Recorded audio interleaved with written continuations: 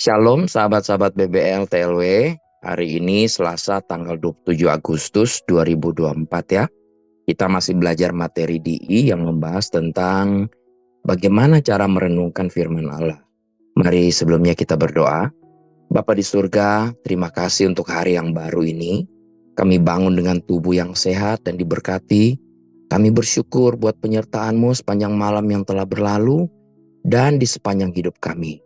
Hari ini kami mau belajar kebenaran firman-Mu, dan firman-Mu berkata kami akan mengetahui kebenaran, dan kebenaran itu akan memerdekakan kami. Terima kasih Bapa untuk setiap firman-Mu yang selalu memerdekakan kami. Kami mau siapkan hati kami untuk menerima kebenaran firman-Mu. Dalam nama Tuhan Yesus Kristus kami berdoa. Amin. Jadi hari ini kita akan belajar bagaimana cara merenungkan firman Allah.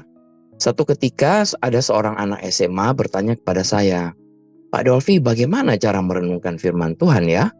Nah, pertanyaan ini seperti menampar saya. Oh iya ya, ternyata untuk merenungkan firman, orang-orang juga harus diajarkan bagaimana caranya. Ya, sangat sering kita mendengar di gereja atau di pertemuan-pertemuan ibadah, baik itu pendeta maupun pemimpin kelompok belajar Alkitab, itu selalu berkata, renungkan firman, renungkan firman. Kan sampai ada lagunya ya, kurenungkan firman-Mu itu siang dan malam. Tapi beberapa dari kita mungkin tidak tahu caranya bagaimana secara efektif untuk dapat merenungkan firman Tuhan. Jadi untuk menjawab pertanyaan anak muda tadi, saya kemudian balik bertanya kepada dia, apakah dia punya pacar atau belum? Dan pemuda ini menjawab, sudah. Nah, saya bilang pada saat lagi sendirian, apa yang terbayang? Dia berkata, oh ya, saya terbayang-bayang wajah pacar saya, senyumnya yang manis, wajahnya yang menawan, matanya yang berbinar-binar, dan aduh, rasanya kepengen cepat-cepat bertemu. Bahkan mungkin sampai terbawa mimpi dan malah bisa kesebut-sebut namanya, sampai menggumamkan namanya.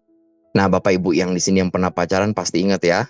Untuk merenungkan firman, kita perlu mulai membayangkannya, mulai mengimajinasikannya, memikirkannya terus-menerus sampai kita bisa menggumamkannya, bisa memperkatakannya.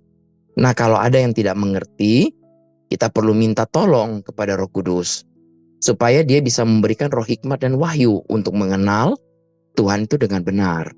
Di Efesus 1 ayat 17-18 berkata, dan meminta kepada Allah Tuhan kita Yesus Kristus, yaitu Bapa yang mulia itu, supaya ia memberikan kepadamu roh hikmat dan wahyu untuk mengenal dia dengan benar, dan supaya ia menjadikan mata hatimu terang, agar kamu mengerti pengharapan apakah yang terkandung dalam panggilannya, betapa kayanya kemuliaan bagian yang ditentukannya bagi orang-orang kudus. Paulus berdoa agar kita menerima roh hikmat dan wahyu. Nah, kata roh digunakan di sini untuk mengidentifikasi apakah roh manusia atau roh Tuhan. Tapi dalam konteks ini, kata roh ini menunjuk kepada pribadi Roh Kudus. Kita sudah memiliki hikmat dan kehati-hatian dalam roh yang telah lahir baru ya. Nah, hal-hal ini datang sebagai bagian dari paket keselamatan. Kita bisa menarik hal-hal ini keluar dari roh kita untuk memasukkannya ke dalam pikiran dan tubuh kita untuk menerima manfaat apapun dalam hidup ini. Nah, oleh karena itu Paulus berdoa agar apa yang sudah ada dalam roh kita akan menjadi watak mental kita. Ia berdoa agar apa yang sudah ada dalam diri rohani kita itu dilepaskan ke dalam dunia fisik. Nah, kita tidak bisa mendapatkan pewahyuan dari sesuatu yang belum ada. Nah, kata Yunani apokalipsis yang diterjemahkan sebagai wahyu di sini ini berarti pengungkapan. Kata ini berasal dari kata Yunani yang berarti menyingkapkan penutup ya, membuka sesuatu yang terselubung. Paulus tidak berdoa agar Tuhan memberi kita sesuatu yang baru. Ia berdoa agar kita menerima wahyu dari apa yang sudah menjadi milik kita. Jadi dengan mulai membayangkan, mengimajinasikan, dan memikir-mikirkan firman Tuhan, kita akan menerima pewahyuan. Begitulah caranya kita merenungkan firman Tuhan. Nah, Bapak Ibu, kalau Anda pergi ke Musée Rodin, atau namanya Museum Rodin di Paris, itu kita akan menemukan sebuah patung yang diberi nama The Thinker, atau dalam bahasa Prancis tulisnya Lu Pengsu. Ya, saya nggak tahu ya, maaf ya kalau saya nggak bisa terlalu fasih untuk melafalkannya. Ini yang diterjemahkan ke bahasa Indonesia sebagai Sang Pemikir. Patung ini dibuat oleh seniman bernama Auguste Rodin di tahun sekitar 1879. Patung ini menggambarkan seorang pria yang sedang duduk di atas batu sambil membungkuk. Siku kanannya diletakkan di paha kirinya, menahan beban dagunya di punggung tangan kanannya, dan pose tersebut merupakan salah satu bentuk pemikiran dan kontemplasi yang mendalam. Nah, kontemplasi ini adalah renungan dengan kebulatan pikiran dan perhatian penuh. Dengan kata lain, merenung dan berpikir dengan sepenuh perhatian. Nah, kita tentu saja tidak perlu meniru gaya The Thinker untuk merenungkan firman Tuhan, tapi dari gaya patung ini, saya jadi teringat bahwa kita memang perlu benar-benar fokus, benar-benar memberikan perhatian sepenuhnya kepada firman Tuhan. Di Yosua 1 ayat 8 berkata, "Janganlah engkau lupa memperkatakan kitab Taurat ini, tetapi renungkanlah itu siang dan malam, supaya engkau bertindak hati-hati sesuai dengan segala yang tertulis di dalamnya. Sebab dengan demikian perjalananmu akan berhasil dan kau akan beruntung." Terjemahan bebasnya sebagai berikut. Kitab Taurat ini janganlah meninggalkan mulutmu. Jangan pernah berhenti melafalkan ajaran ini. Tetapi renungkanlah, pikirkanlah itu siang dan malam, supaya engkau dapat melakukan sesuai dengan segala yang tertulis di dalamnya. Sebab dengan demikian perjalananmu akan berhasil dan engkau akan beruntung. Yosua 1 ayat 8 ini adalah petunjuk yang diberikan Tuhan kepada Yosua ketika ia diangkat sebagai penerus Musa. Nah, Tuhan memberitahu Yosua bahwa untuk memperoleh keberhasilan, ia harus merenungkan hukum Taurat siang dan malam. Yosua hidup di bawah perjanjian lama. Jadi bagaimana dengan kita yang hidup di bawah perjanjian baru? Apakah kita dapat memperoleh manfaat dari ayat ini? Nah, kita perlu membaca bagian kitab suci ini dengan mengingat pekerjaan Yesus yang telah selesai. Itulah sebabnya penting bagi kita untuk berdiri teguh di atas fondasi yang kokoh dari perjanjian kasih karunia, perjanjian baru ya. Sekarang setelah kita tahu bahwa kita tidak lagi berada di bawah hukum Taurat, karena di dalam Roma 6 ayat 14 berkata, "Sebab kamu tidak akan dikuasai lagi oleh dosa, karena kamu tidak berada di bawah hukum Taurat, tetapi di bawah kasih karunia." Nah, bagaimana cara perjanjian baru untuk diberkati dan mengalami keberhasilan yang baik? Yosua hanya memiliki hukum Taurat untuk direnungkan, karena perjanjian baru belum ditulis. Bagi kita, rahasia keberhasilan yang baik itu ditemukan dalam merenungkan firman Tuhan dalam terang perjanjian kasih karunia yang baru.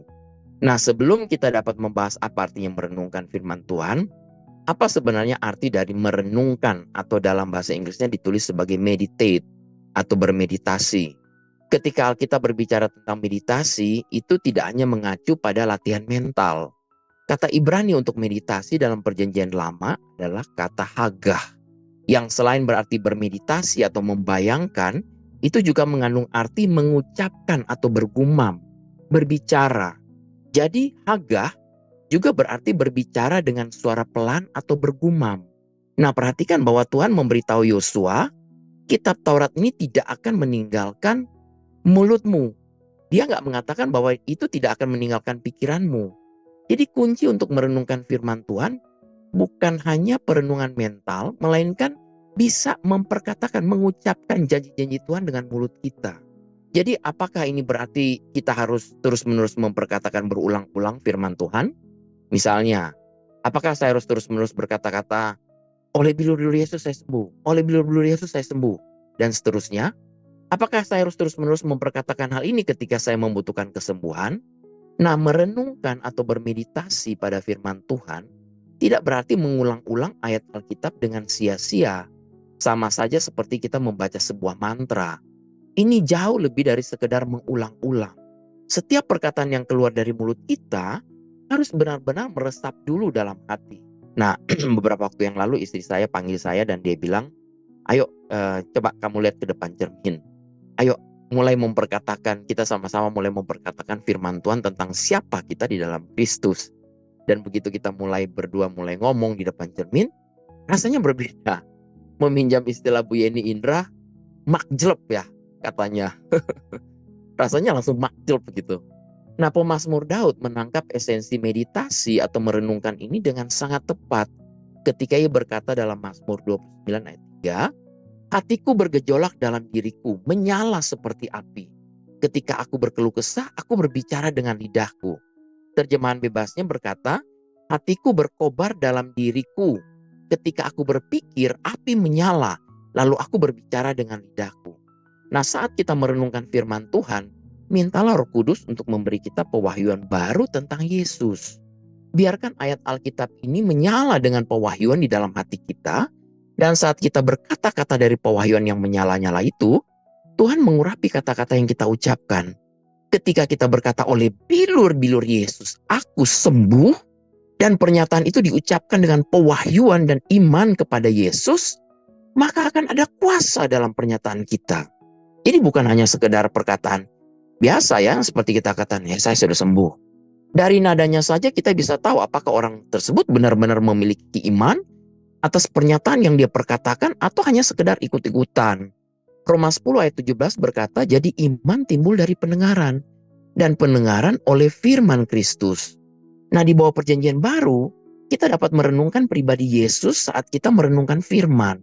Yesus adalah firman yang menjadi manusia, dan saat kita merenungkan kasih-Nya bagi kita, pekerjaan yang telah selesai, pengampunannya, kasih karunia-Nya, Allah menjamin bahwa kita akan memperoleh keberhasilan yang baik. Kita dapat mengambil satu ayat dan merenungkan kasih Yesus bagi kita. Contohnya kita bisa mulai merenungkan Mazmur 23 ayat 1 dengan suara pelan. Kita bisa mulai berkata, Tuhan adalah gembalaku, kan kekurangan aku.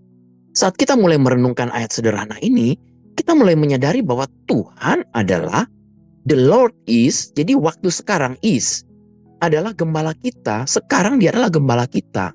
Kita bisa membayangkan seorang gembala yang baik, yang akan menyediakan kebutuhan domba-dombanya, memberi mereka makan, melindungi mereka, menggendong mereka, mencari kalau ada yang hilang. Karena Yesus adalah gembala kita yang baik, kita tidak akan kekurangan apapun. Kita tidak akan kekurangan hikmat, tidak kekurangan sukacita, damai sejahtera, tidak kekurangan arahan, tidak kekurangan persediaan apapun. Kita bisa mulai melihat Yesus hadir bersama kita, menyediakan kebutuhan kita, menjaga kita, menyembuhkan kita, dan memastikan bahwa kita dan seluruh keluarga kita akan memiliki lebih dari cukup. Nah, saat dalam periode singkat ketika kita mulai merenungkan Yesus, mulai menggumamkan ayat ini, iman timbul. Dan hati kita dikuatkan dengan kenyataan bahwa Yesus bersama kita. Bahkan ketika kita sementara menghadapi beberapa tantangan. Nah, apakah kita ini sebagai seorang ibu rumah tangga, pelajar, mahasiswa, pengusaha, seorang papa, suami atau istri atau apapun ya. Jiwa kita akan dipelihara dan dikuatkan ketika kita merenungkan Yesus. Bahkan setiap kali kita merenungkan firman Tuhan, Roh Kudus akan mendorong kita menuju kesuksesan tanpa kita sadari. Tanpa kita harus merencanakan, merancang atau membuat segala macam rencana, Roh Kudus akan mengarahkan langkah kita, menuntun kita ke tempat yang seharusnya kita tuju, dan menyebabkan pintu kesempatan terbuka lebar secara supernatural bagi kita. Ketika kita merenungkan Yesus, jalan kita selalu menjadi makmur. Sekarang kemakmuran sudah menjadi milik kita, itu adalah janji Tuhan dalam Alkitab. Ketika kita merenungkan dan mulai bergumam tentang Yesus siang dan malam, Alkitab berkata bahwa engkau akan membuat perjalananmu berhasil dan engkau akan memperoleh keberuntungan. Nah, sebagian orang berpikir bahwa mereka berhasil setelah memperoleh penghasilan miliaran pertama. Namun ketika kita mengamati kehidupan mereka, kita akan menemukan bahwa di tengah perjuangan mereka untuk menghasilkan lebih banyak uang, mereka banyak kehilangan hal yang sangat penting. Nah, ketika Tuhan memberkati kita dengan kemakmuran, kita terus, ini termasuk berkat finansial di dalamnya ya, yang merupakan bagian terkecil dari berkat Tuhan. Jadi kesuksesan yang baik dari Yesus tidak akan pernah menjauhkan kita dari komunitas sesama orang percaya. Kemakmuran tidak seharusnya menjauhkan kita dari orang-orang yang kita kasihi, malahan akan semakin menjadi akrab. Ketika kita akan mulai belajar merenungkan pribadi Yesus, dialah kesuksesan kita yang terbaik. Ketika kita memiliki dia, kita memiliki segalanya.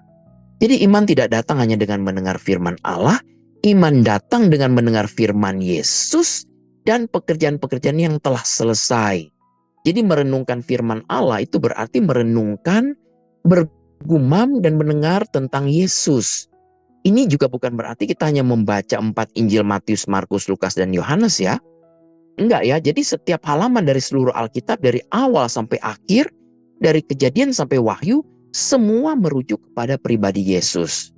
Jadi jika kita ingin mengalami kesuksesan yang baik dalam hidup kita, maka saya mendorong kita semua untuk mulai merenungkan pesan-pesan yang dikhotbahkan oleh orang-orang yang semuanya tentang meninggikan pribadi Yesus.